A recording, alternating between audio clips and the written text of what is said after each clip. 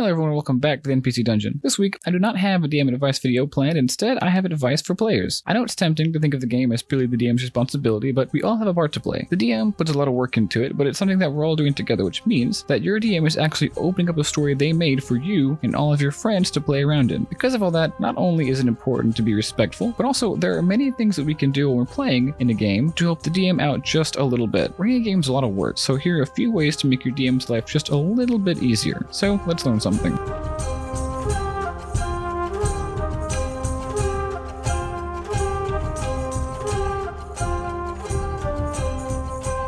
The first one that I want to mention is probably the most obvious, and then I'm going to move on to some more specific points. So what is this apparently so obvious point? Well, it's just this. Don't heckle the DM. It's okay to make a little joke every now and then. Every good DM should have a good sense of humor. As DMs, we shouldn't take ourselves too seriously, but if you're constantly pointing out flaws and plot holes in the GM's story, maybe you don't. I want to say that we should keep in mind this is a game. It isn't going to be perfect. There are going to be flaws and there are going to be plot holes, and that's fine. There are other tables out there. And if you do have something that you desperately need to say, keep it in the back of your mind and let your DM know after the session. Don't try to embarrass them or heckle them in front of the other players. All that'll do is hold back the game. Just because you're not having fun does not mean you can bring everyone else down with you. Now, as always, I will say there are some exceptions. If everyone is consistently confused or unsure what's really going on, it might not be you, it might actually be the DM. If that's the case, like I said before, just pull them to the side later on and let them know what's going on. Don't do it in front of everyone. But to bring this back one more time, make sure before you start marching over to your DM that there isn't anything that you could be doing as well. If no one in the group is taking notes or paying attention, it should be no wonder that you're all confused all the time. And that brings me to my next point. Know your stuff.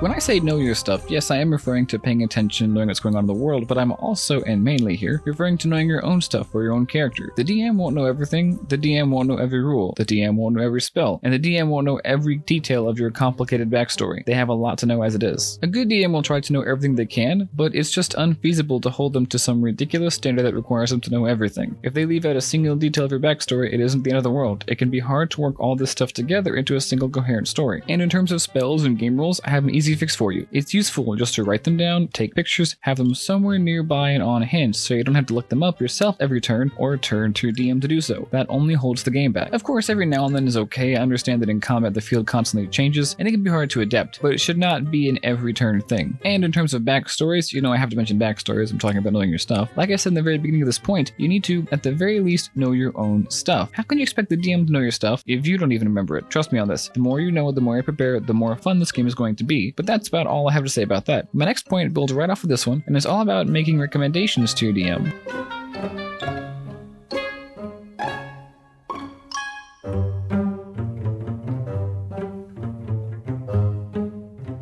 I know I've said on this channel before that it's important to make recommendations to your DM and keep communication open to them, but there are also a few things that you might want to avoid. For one thing, let's say for example you want a certain encounter, you want an arc, you want something sneaky, maybe you want a prison break, you want some kind of battle going on. If you're going to recommend stuff like that, don't be super specific. Don't write entire encounters for your DM. I know that I say this is a group effort, but remember your DM is the one who comes up with the story, not you. Let them play their role and you play yours. Essentially what I'm trying to say here is don't try to take over. If you want to tell a story, run a campaign of your own. Don't hijack your DM's story. It's just rude, honestly, and kind of in a way communicates to them in a passive-aggressive kind of way that you aren't a fan of their story and that you think you can do better. Plus, it's not exactly fair, is it? If your DM goes through with this idea, you'll know exactly what to expect and the rest of your players won't. The DM's job is not to put you on a pedestal, and you as a character are not supposed to know everything and you're not supposed to be good at everything. The point of the game is to challenge you and give you problems to solve. And your DM will probably want to surprise you. The more details you introduce to an idea you give to them, the less able they'll be to do that. And even more importantly, it just may not be feasible to do that. Just like I said earlier with backstories, they won't be able to add every single thing you want to the story. And I'm not saying don't make suggestions. Far from it. You definitely should. Just give your DM an idea and let them run with it. Here are a few examples. The prison break arc that I ran a while back. I told that story on this channel before, and I'll put a card above and a link down below if you're interested. That story started out as a suggestion for one of my players. All they said was that it would be cool if they had to escape from jail at some point in time. It just happened they eventually did something that could very well get them arrested, so I made it happen. I had another player who wanted to run to a specific NPC from the backstory, so So I found a part of the story that I could work that into and made it happen. Notice what these players didn't do. They didn't demand. They didn't want to build a whole prison or say they wanted to meet their NPC friend in a specific context or have them do a specific thing. They just gave me the idea and I ran with it. It's important to understand the role of the player and the role of the DM and communicate so that both sides know what the other wants and then can play and have fun and be happy. And as a matter of fact, my next and final point is all about communication.